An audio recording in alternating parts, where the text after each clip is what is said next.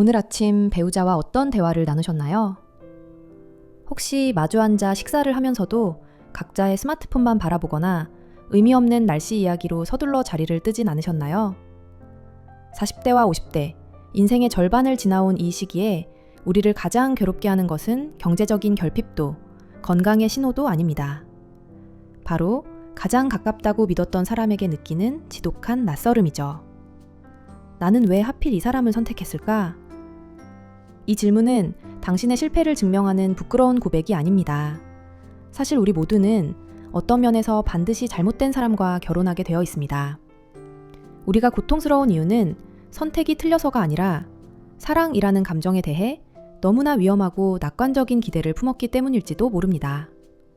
오늘 그 후회의 실체를 아주 깊숙이 들여다보겠습니다. 우리가 관계에서 부딪히는 첫 번째 이유는 우리 자신조차 우리가 얼마나 까다롭고 이상한 존재인지 모르기 때문입니다. 보통 우리는 스스로를 꽤 괜찮은 사람, 같이 살기에 그리 어렵지 않은 사람이라고 믿고 결혼 시장에 나갑니다. 하지만 그것은 거대한 착각입니다. 우리가 자신을 정상이라고 믿는 이유는 우리가 혼자 있을 때 아무도 우리에게 소리를 지르지 않기 때문입니다. 내가 원하는 시간에 밥을 먹고 내가 원하는 채널을 보고 내가 원하는 방식으로 물건을 정리할 때 우리의 이상함은 밖으로 드러나지 않습니다. 하지만 타인과 삶을 공유하는 순간 젖은 수건을 어디에 두는지, 설거지를 언제 하는지 같은 사소한 문제에서 우리의 무의식적인 고집과 광기가 폭발하기 시작합니다. 주변 사람들은 우리에게 진실을 말해주지 않습니다. 친구들은 그저 즐거운 저녁 시간을 보내고 싶어 할 뿐이고 부모님은 우리를 너무 사랑해서 우리의 결함을 눈감아줍니다. 심지어 우리를 떠나간 옛 연인들조차 우리가 어떤 부분에서 상대를 미치게 했는지 정직하게 말해주지 않습니다. 결국 우리는 자신도 모르는 거대한 수수께끼를 안고 타인이라는 또 다른 수수께끼와 결합하게 되는 것이죠. 우리가 상대를 제대로 판독하지 못하는 또 다른 이유는 우리 대부분이 일종의 중독 상태에 있기 때문입니다. 여기서 중독이란 술이나 약물만을 의미하지 않습니다. 혼자 있는 시간을 견디지 못하고 끊임없이 무언가에 몰입하며 자기 자신과 마주하기를 거부하는 모든 행위를 뜻합니다. 스마트폰을 손에서 놓지 못하거나 일에 지나치게 몰두하는 것, 끊임없이 사교 모임을 찾는 것 역시 본질적으로는 자기 내면의 불안과 대면하지 않으려는 도망입니다.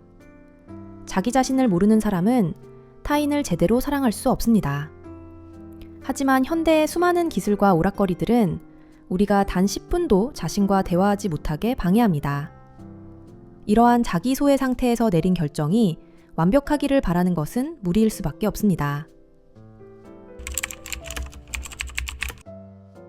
우리의 무의식은 나를 행복하게 해줄 사람보다 익숙한 느낌을 주는 사람을 우선적으로 선택합니다. 어린 시절 우리가 경험한 기억을 떠올려 보십시오. 사랑은 늘 따뜻하기만 했나요? 어떤 이에게 사랑은 무시당하는 것이었고 어떤 이에게 사랑은 엄격하게 통제받는 것이었습니다. 우리의 뇌는 이 불완전하고 고통스러운 기억을 사랑의 정의로 저장합니다. 성인이 된 우리는 너무나 다정하고 안정적인 사람을 만나면 오히려 매력이 없다거나 지루하다고 느끼며 밀어냅니다. 반대로 나를 불안하게 만들거나 내 자존감을 갉아먹는 사람을 보며 이게 바로 운명적인 사랑이야 라고 착각하죠. 사실 우리는 행복해지기 위해서가 아니라 어릴 적 느꼈던 그 특유의 고통 속에서 편안함을 느끼기 위해 잘못된 사람을 선택하는 것입니다. 사랑이 실현되기 위해서는 반드시 특정한 종류의 고통이 동반되어야 한다고 믿기 때문입니다. 우리가 사랑하는 사람 앞에서 가장 솔직해져야 할 때 우리는 오히려 가장 못난 모습을 보입니다.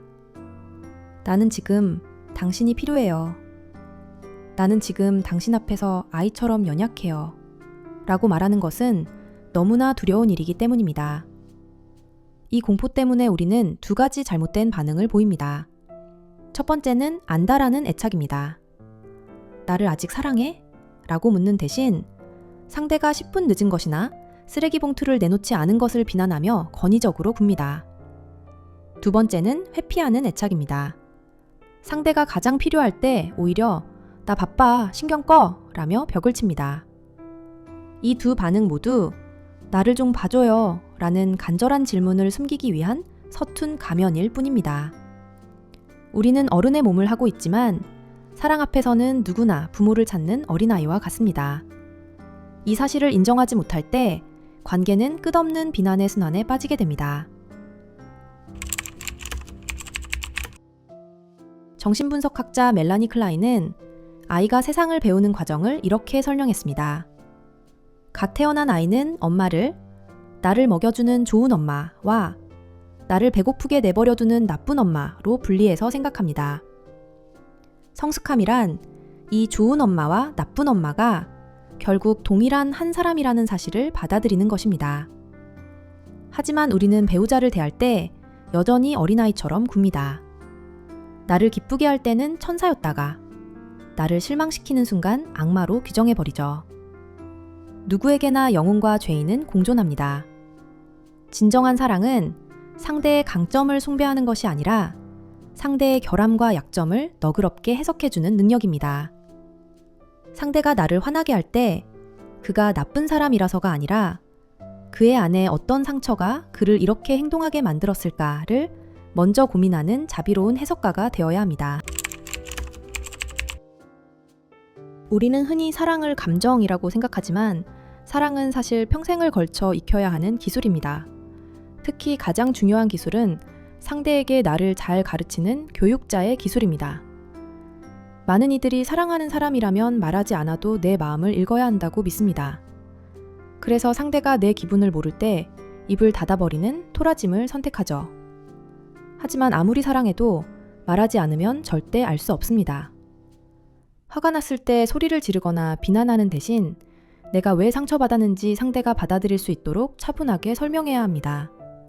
훌륭한 선생님이 되려면 인내심이 필요합니다. 상대가 단번에 이해하지 못할 수도 있다는 사실을 받아들이고 서로를 더 나은 버전으로 만들어가기 위해 기꺼이 배우고 가르치는 과정에 참여해야 합니다. 마지막으로 타협이라는 단어를 부끄러워하지 마십시오. 완벽한 조화를 꿈꾸는 완벽주의는 오직 외로움과 고립만을 가져올 뿐입니다. 타인과 함께 산다는 것은 매일매일 서로의 불완전함을 협상하고 인내하는 과정입니다. 아이들을 위해 혹은 경제적인 안정을 위해 관계를 유지하는 것을 비겁하다고 말하지 마십시오. 그것은 자신의 한계를 인정하고 책임지는 인간적인 성숙함의 증거입니다. 도널드 위니콧의 말처럼 우리는 완벽함이 아닌 충분히 괜찮음에 만족하는 법을 배워야 합니다. 철학자 키르케고르는 결혼하라.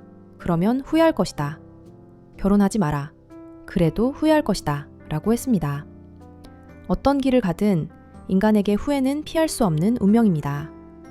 그러니 당신의 선택을 자책하지 마십시오. 당신이 지금 느끼는 후회는 당신이 잘못된 사람을 골랐기 때문이 아니라 당신이 지극히 인간적이기 때문입니다. 사랑은 상대의 강점을 찬양하는 것이 아니라 서로의 약점을 가련하게 여기는 마음에서 완성됩니다. 오늘 밤 배우자의 단점 대신 그의 서툰 진심을 한 번 더 들여다보는 평온한 시간이 되기를 바랍니다. 당신의 마음을 읽어주는 곳 마음판독기였습니다.